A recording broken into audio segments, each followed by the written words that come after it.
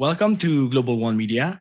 Today I'm joined by John K. Barker, the CEO of Loncor Gold, which is a publicly traded mineral exploration company focused on the projects on the Ngayu Belt in the Democratic Republic of the Congo, with the mission to develop their swiftly growing gold assets to the benefits of all interested parties. So hi, John, how are you today? I'm very well, Bastien, and it's a pleasure to be on. Thank you. Thank you very much. So, John, could you start with giving us a brief overview of yourself and of Loncor Gold? Sure. Look, I've been in the mining business now for over 25 years. I started my career in South Africa on the gold mines there, and I became a leading mining equity analyst for 17 years, most latterly with one of the largest banks out there. You'll be aware of Royal Bank of Canada. And then I had enough of that, and I left the banking world and worked at exco level on a number of listed companies. One in particular was out of Norway, for example, called Kenor. It's a company we grew. We listed it in Canada, and then was sold at a significant premium.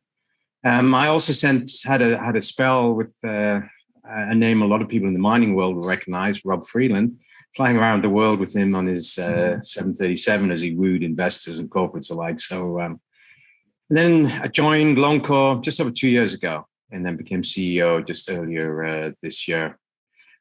Loncor Gold it's around 60 million US gold exploration company, so one of the largest and arguably the highest grade gold deposits any emerging gold exploration company out there. And that's at a time that most major companies are bemoaning the fact that there's a shortage of such deposits. We're out there and growing.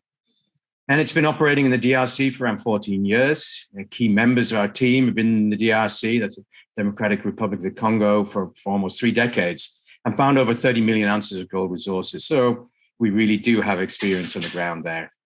And while Loncor controls around 5 million ounces of gold, there's one deposit, that's the Adumbi deposit, that's creating much of the current excitement amongst shareholders and potential strategic investors. Excellent. So, John, you're obviously intimately involved with gold. Do you have a view on the outlook for bullion? Yeah, look, I believe there's the potential of a perfect global storm brewing out there, which could have very positive ramifications for gold. I mean, as part of the turmoil, we're all aware of the other store of wealth for many, that's the cryptocurrencies. And I've seen a major shift, I think, in their associated risk profile.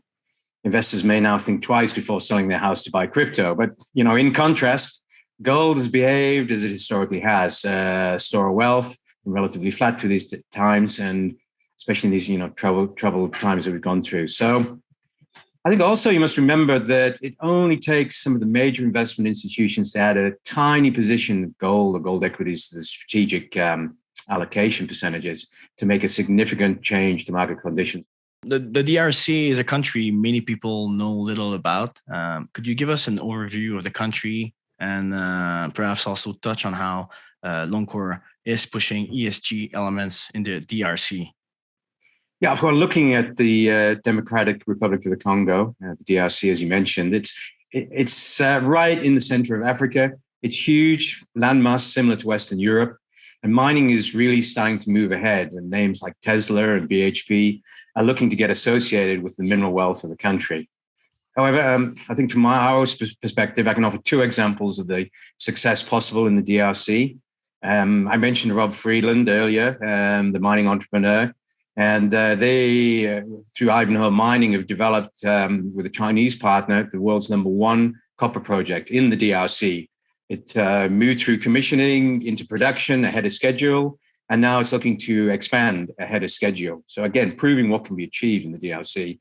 And then the second example, which is perhaps more pertinent to us, is Africa's largest gold producer, not just any mine, but the largest producer in the world, 5th largest gold producer in the mine, namely Kibali Gold Mine. It operates only 200 k's away from us in the DRC.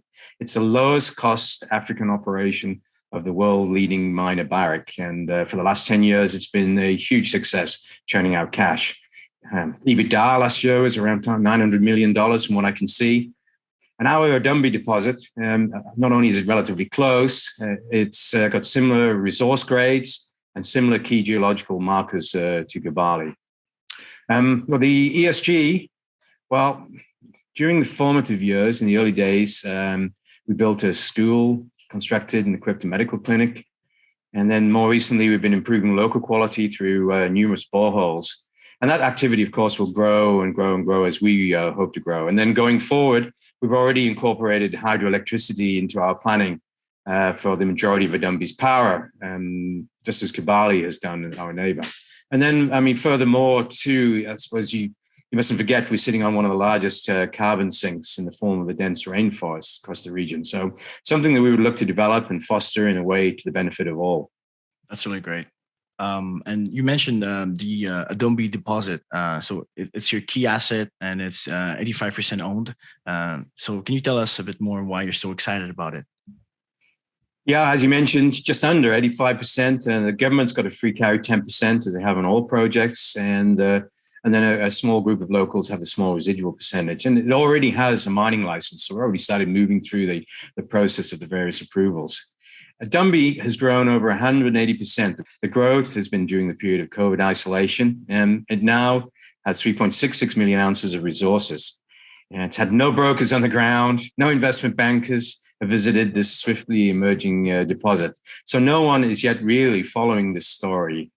Right. Underground drillings just intersected excellent widths and values. So we're targeting in excess of 5 million ounces, which really puts us in tier one large scale deposit category as we drill further and further below the 650 meters we have so far. But the quality of Adumbi, again, to put it into perspective for those who don't really necessarily know, that typically West East Africa, 1 to 1.5 grams a ton. 1.5 grams a ton is considered really a great open pit grade.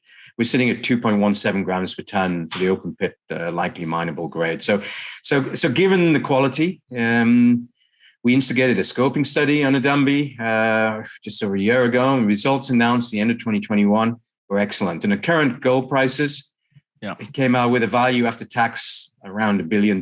So our 85%, let's say, is around 850 million. 850 million, our market cap is around 60 million US. So only 7% of the attributable valuation in our current market cap. Excellent. So as a last question, what is it that really makes your story special, and why would our viewers want to invest in Loncor Gold? Well, look, we believe we've got a special story, of course, but we just finished an oversubscribed placement. So there's a bunch of institutional shareholders out there who also think it's special. We raised 3.75 million Canadian. But the story itself it's a hugely undervalued story, as I just said. But to summarize the key points, quality assets, both high grade and size, which is always the case, what you want. Significant potential to grow. That would be underground or some of our other assets. Fraction of regional peer group. Well, I mentioned the NPV of 7%. That also, when you look at, you can look at the market cap versus the ounces of resource. We're trading around $10 an ounce. A group Orca just sold the Sudan assets, a lower grade, for around $60, 6 times our multiple. So again, reflecting how undervalued we are, not just on NPV, but on a peer group. And then the quality of the assets should create corporate interest. We've already said we have corporate suitors, and this will get mined at these grades. It's just a matter of who. So we continue to have discussions with various parties. And as I said, we're in great mining territories, top 5 global gold mine in close proximity. So we tick many of the positive boxes and look forward to a really exciting 12 months for our deeply undervalued and unknown Loncor story. Well, that's a lot of really great information. John, thank you so much for your time today. And we're very much looking forward to seeing the next updates from Loncor Gold. Thanks, Bastien.